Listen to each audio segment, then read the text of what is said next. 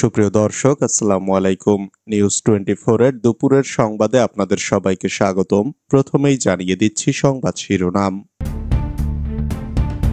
সচিবালয়ে লাগা আগুন 6 ঘন্টা পর নিয়ন্ত্রণে।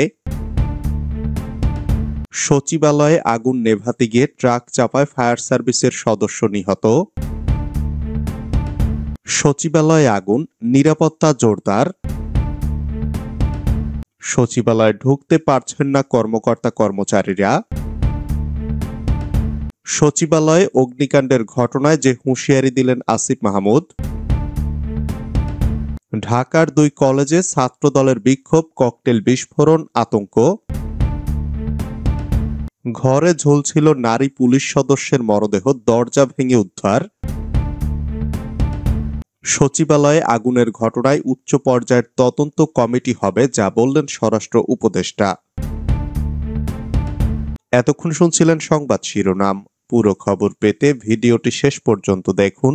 সর্বশেষ সংবাদ পেতে চ্যানেলটি সাবস্ক্রাইব করুন। এবার বিস্তারিত। সচিবালয়ে লাগা আগুন 6 ঘন্টা পর নিয়ন্ত্রণে। রাজধানীর বাংলাদেশ সচিবালয়ের 7 নম্বর ভবনে লাগা আগুন 6 ঘন্টা পর নিয়ন্ত্রণে এসেছে। ফায়ার সার্ভিসের মিডিয়া সেলের কর্মকর্তা মোহাম্মদ শাহজাহান শিকদার খুদে বার্তায় জানান, আজ বৃহস্পতিবার সকাল 8টা 5 মিনিটে আগুন নিয়ন্ত্রণে আসে।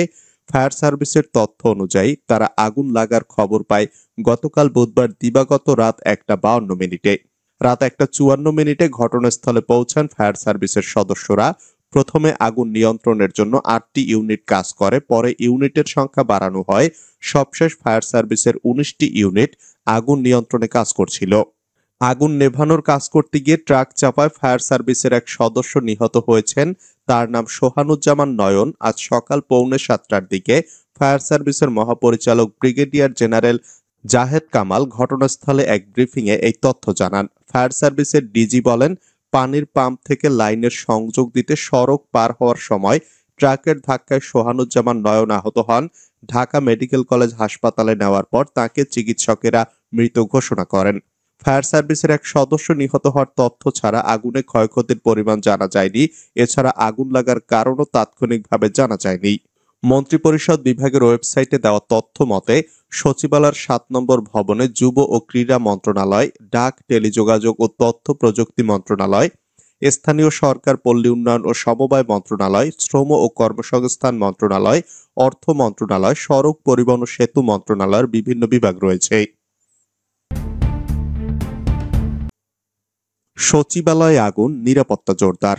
সচিবালয়ে অগ্নিকাণ্ডের ঘটনায় দেশের সর্বোচ্চ এই প্রশাসনিক কেন্দ্র ও আশপাশের এলাকায় নিরাপত্তা জোরদার করা হয়েছে।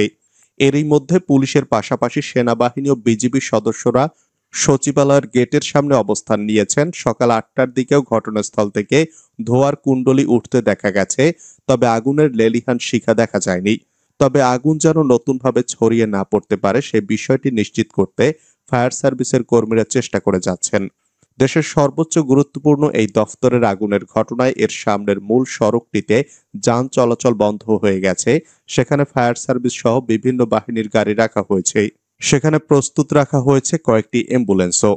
বিজিবি সদর দপ্তরের জনসংযোগ কর্মকর্তা মোহাম্মদ শরীফুল ইসলাম জানান, ঘটনাস্থলে 2 প্লাটুন বর্ডার গার্ড ব্যাটালিয়ন সদস্য মোতায়েন করা হয়েছে।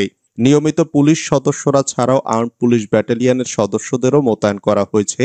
আইন শৃঙ্খলা রক্ষাকারী বাহিনীর পাশাপাশি শিক্ষার্থী ও স্থানীয়রাও ফায়ার সার্ভিসের সদস্যদের সার্বিক সহযোগিতা করছেন।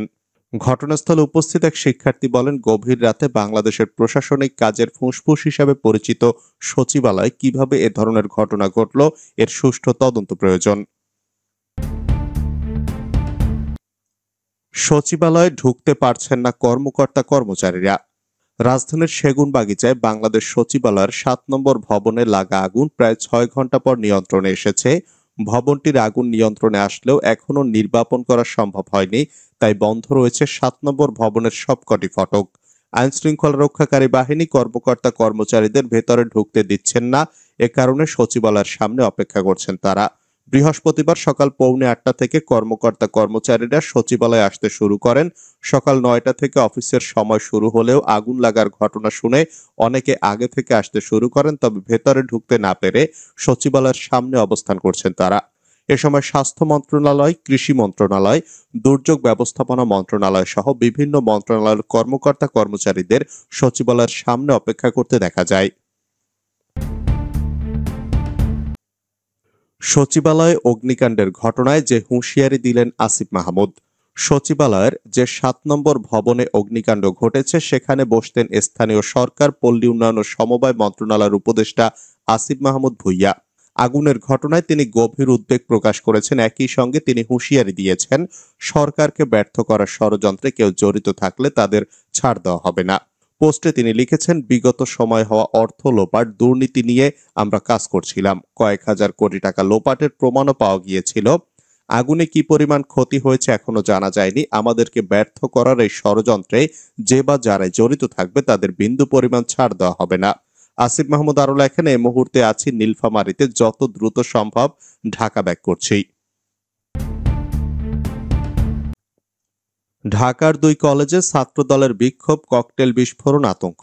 ঢাকা কলেজ শাখা ছাত্রদলের নতুন আহ্বায়ক কমিটি ঘোষণা নিয়ে অসন্তোষে টায়ার জ্বালিয়ে সড়ক অবরোধ করেছেন পদবঞ্চিত নেতাকর্মীরা। কলেজের সামনের সড়কে একাধিক ককটেল বিস্ফোরণের ঘটনাও ঘটেছে। বুধবার সন্ধ্যা 7:30 পর্যন্ত কলেজের প্রধান ফটকে টায়ার জ্বালিয়ে বিক্ষোভ করেন পদবঞ্চিতরা। দিনভর একমুখী সড়কে যান চলাচল বন্ধ হওয়ায় তীব্র যানজট তৈরি হয়। পরে ধীরে ধীরে যান চলাচল স্বাভাবিক হয়। এর আগে দুপুরে মিরপুর সড়ক অবরোধ করে পদবঞ্চিত নেতাকর্মীরা ছাত্রদল কেন্দ্রীয় সভাপতি মোহাম্মদ রাকিবুল ইসলাম রাকিব এবং সাধারণ সম্পাদক নাসির উদ্দিন নাসিরের কুশপুত্তলিকা দাহ করেন। সন্ধ্যায় নিউ মার্কেট থানার ওসি মহসেন উদ্দিন বলেন, তারা চলে যান, পরে আবার সড়কে আসেন। তারা সড়কে আসার পর রাস্তা বন্ধ হয়ে যায়। এভাবেই চলছে। এর ফলে যানজট তৈরি হয়েছে। আমরা সতর্ক আছি, আমাদের পুলিশ সেখানে আছেই। ঘরে ঝুলছিল নারী পুলিশ সদস্যের মরদেহ, দরজা ভেঙে উদ্ধার। কুষ্টিয়া শহরের কমলাপুর থেকে রুবিনা খাতুন নামের এক পুলিশ কনস্টেবলের ঝুলন্ত মরদেহ উদ্ধার করেছে পুলিশ।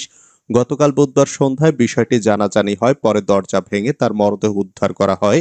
রুবিনা খাতুন কুষ্টিয়া আদালতের জিআরও হিসাবে পুলিশ কনস্টেবল পদে কর্মরত ছিলেন। তিনি মেহেরপুর জেলার মুজিবনগর থানার রামনগর গ্রামের আব্দুল শেখের মেয়ে। একই উপজেলার রতনপুর গ্রামের বাসিন্দা আলাল শেখ তার স্বামী। তারা কুষ্টিয়া শহরের কমলাপুর এলাকার আমজাদ হোসেনের বাসায় ভাড়ায় থাকতেন। কুষ্টিয়া মডেল থানার ভারপ্রাপ্ত কর্মকর্তা শিহাবুর রহমান শিহাব বলেন, রুবিনা কুষ্টিয়া আদালতে নারী কনস্টেবল পদে কর্মরত ছিলেন। তার ঝুলন্ত মরদেহ উদ্ধার করা হয়েছে। ধারণা করা হচ্ছে সে আত্মহত্যা করেছে।